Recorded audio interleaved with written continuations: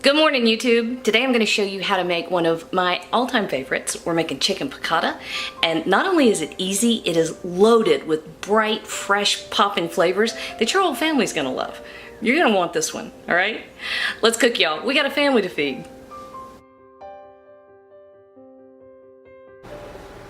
All right, are we good? I think so. All right, so we're going to make our chicken piccata. This is one of my all-time favorite dishes. Love it. I don't know why I don't make it more at home. I make better chicken piccata than most of what you find in the restaurants. I know that sounds awful, doesn't it? But it's true. And here's why. Chicken piccata is made of a lot of bright, popping ingredients. So there's lemon juice, there's garlic, there's oregano, there's white wine, Parmesan cheese. All of these things are really intense flavors that are supposed to really just in your mouth, right? But if you get a piccata, veal piccata or chicken piccata, out in a restaurant, what I've noticed most of the time is it's kind of bland and insipid. So it's not well seasoned, or all of these terrific, strong flavors are just kind of, not very strong. Which I'm like, why bother cooking with capers and lemon and garlic if you're not going to be able to taste them, right? Right. So we're going to make it ourselves and make it taste good. All right, so I've got 3 chicken breasts, and these are boneless, skinless chicken breasts. And I'm just taking my knife. Let's see. Did I block it? Let's see. Right there. Kitty, what is the matter? So right there, halfway up. And we're just taking our knife through horizontally. So we're taking our 6 chicken breasts and making them, 3 chicken breasts, making them 6 cutlets. Da-da, da-da, da-da. Okay, now, right here, I have about a cup that's about 2/3 of a cup of flour. I forgot what I measured. So I'm gonna come this way so y'all can see what I've got. I've got a chicken hand and a non-chicken hand. All right, to our flour, which we're going to use to bread our chicken, we're going to add a good teaspoon of kosher salt, a teaspoon of black pepper, a teaspoon of garlic powder. I'm going to turn my stove on, get ready over here for the breading. The browning. So I have a couple tablespoons of olive oil and a couple tablespoons of salted butter over here in my skillet on the stove over medium-low heat. And this, 4 tablespoons of Parmesan cheese. And if you followed any of my videos, you know I'm always going to say the same thing. If you have the great expensive Parmesan cheese, knock yourself out. I don't. Use what's available. I will say, I'm not sure I understand the full point of using a really high-end parm in a breading like this, but it might be your thing, and if it is, go ahead. I'm not going to spend the money. So I'm just stirring this together. Our salt, pepper, garlic powder, and Parmesan cheese. And this is our breading. And depending on how thick our sauce ends up being, we may use a bit of this seasoned flour and parm mixture to thicken our sauce. Now, I happen to have spaghetti that I'm going to serve this over. You can pick whatever you like. I've seen it served with rice, not my favorite. Seen it served with polenta. Yes, please, all day long. I happen to use pasta because when I first had piccata with my dad in the early 70s, it was served over pasta. So it is a comfort food go-to for me. It's kind of funny, comfort food doesn't always have to be the stuff that you cooked at home. A lot of my comfort food, my dad could not boil water. No kidding.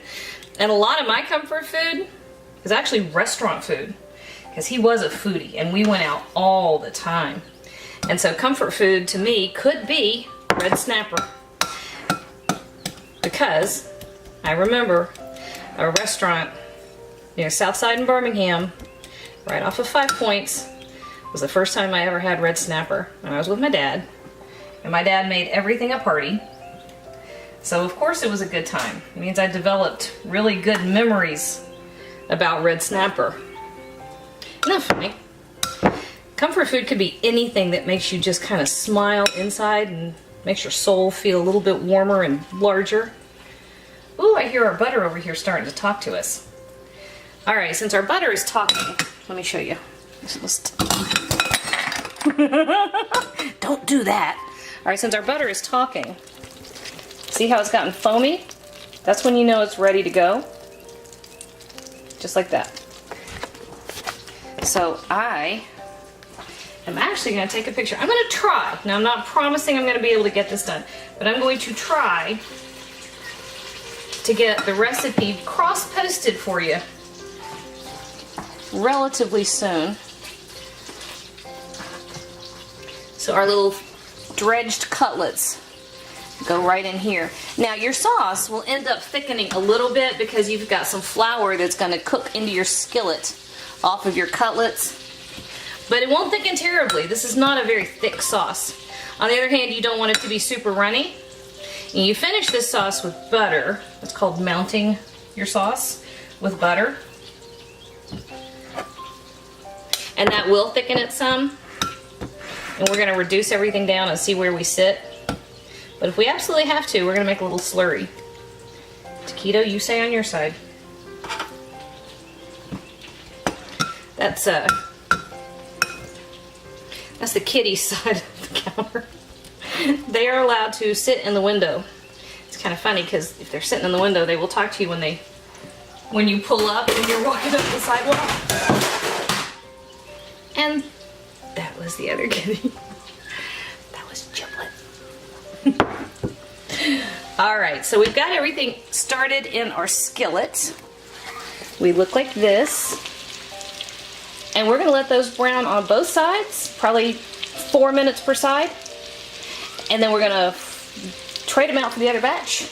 And I will be back and show you what they look like at that point. Okay, we are all browned off. So, hi. So here's where we are. Here's our chicken. See, it's nice and golden.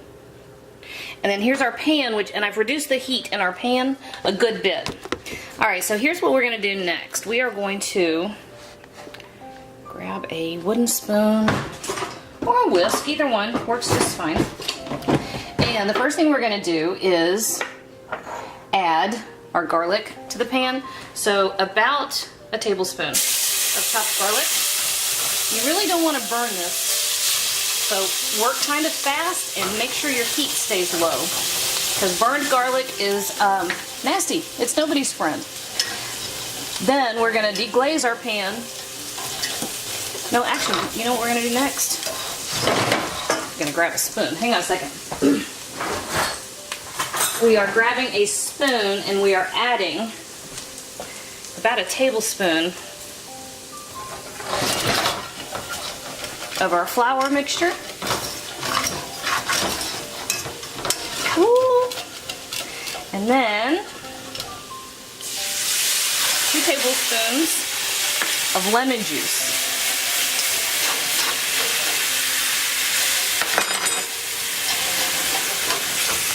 And here's where we are at this point. We just keep whisking. And to this, we're going to add, half a cup of dry white wine. And you really want to get in here and scrape up all the bits off the bottom. I've got a video. It's an older video, but it's great information. And it's all about fond, which is the stuff, crap, really? It's the stuff that goes to the bottom, or sticks to the bottom of your pan. And why that stuff is so fabulous and delicious, you use it to make a sauce. Okay. Now, a couple more things, and we're going to reduce our sauce a little bit, and then see if we're going to add additional butter, because we look like this at the moment, which is exactly what we want. All right, so we are going to grab our clean spoon. We're going to taste just for seasonings. That's going to be good. Okay, so I think it needs a little salt. It says kosher salt. If you've got regular table salt, use less. Okay, that's just a good pinch. And a good pinch of pepper. And our last few flavorings. Normally, I like to use red pepper flakes, and I would throw a pinch in here at this point. One of the kids has taken off with my entire container of red pepper flakes. I can't find it. Ah. So I have about a 1/4 teaspoon of cayenne. Just a little bit, enough to wake it up. And capers. I have a good 2 tablespoons of brined capers and about a tablespoon of the liquid down in there. Now, if you're super sensitive or you're not crazy about the pickly, briny flavor, rinse your capers and don't add the juice. Or you can use the dry packed capers. That's fine. We love capers at our house. Love them. So I like to use the juice, and we don't rinse them. You get a lot of that salty, briny quality. Let me get another spoon. And oh, there we go. All right, I'm gonna give this just a couple minutes. I'm gonna let it simmer just enough to kind of ease off the harsh acidity of the lemon juice and the wine, and kind of let all our flavors come together. Oh, oops, almost forgot. About half a tablespoon, teaspoon and a half of dried oregano. Okay, now I'm gonna let it simmer. Let that sauce soften, and I think I am gonna go ahead and grab a couple tablespoons of cold butter, cube that up, and I will meet you back here to finish off our sauce. Okay, we are almost ready to go. We have simmered just a bit, and we look like just like this. And to this, I'm going to add our cold butter. Sorry. Hi. Our cold butter, just like this. So I'm going to drop it in here like this and whisk. All right, so let me put the camera down so I'm not doing weird shots of the ceiling. Trying to do this one-handed. I'm not the most coordinated person on the planet, if y'all hadn't figured that out by now. I think if you see a piccata that has a really pale, insipid sauce, that means there was no browning that took place. So there's not a whole lot of opportunity for the flavors to really, truly develop and come together, right? So most of the time, if you go out, you're gonna see a pretty pale piccata. And it took me a while to figure out, wait a minute, this dish should be popping with flavor. It should not taste like something from the frozen food aisle. All right, here is our sauce. Let's see, is that it? Got it? Yeah, it's perfect and glossy, and the butter has thickened it a little bit more. So here we go. Turning off my stove. And y'all are coming over here. So here is our beautiful chicken that we browned, breaded and browned. And this is how you do this. Just right over the top. And like I said, you really want to serve this with something for all that luscious sauce.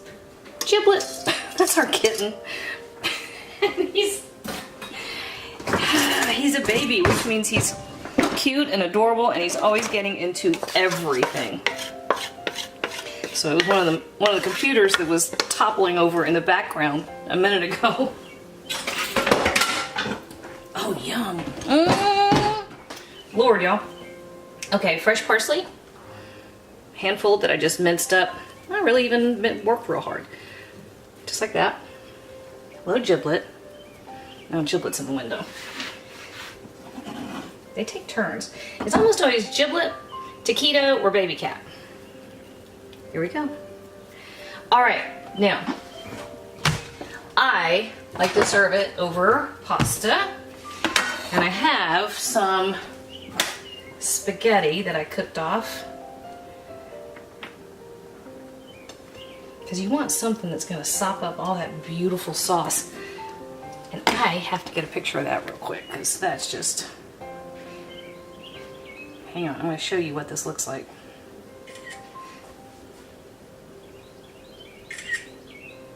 Check this out, y'all.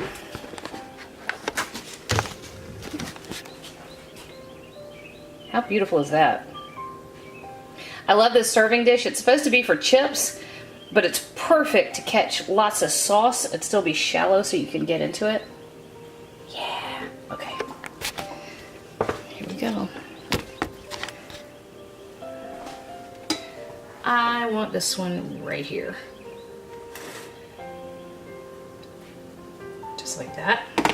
And find something to scoop sauce with. Because I don't care what you're making. I mean, just about any dish on the planet, I'm going to tell you, it's all about the sauce as far as I'm concerned. Well, I'm low on spoons, so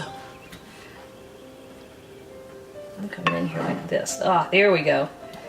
And I always want extra capers because I feel like that's the most fun part of this dish, are the capers. All right, let's see how I did. And then I'm gonna eat my lunch. Because that is perfect. And you realize this took almost no time. I don't know how long. We had to wait a minute to brown it, a minute to simmer, and then what, 10 minutes to boil our noodles? Wow.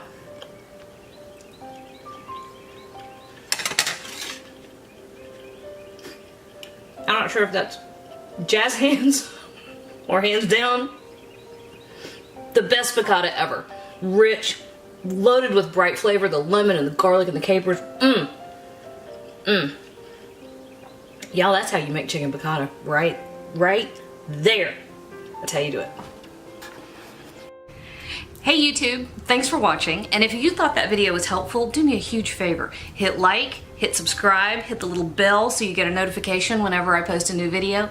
And if you have a second, hop on over to Patreon and check out how to support my channel even more. Again, thanks for watching.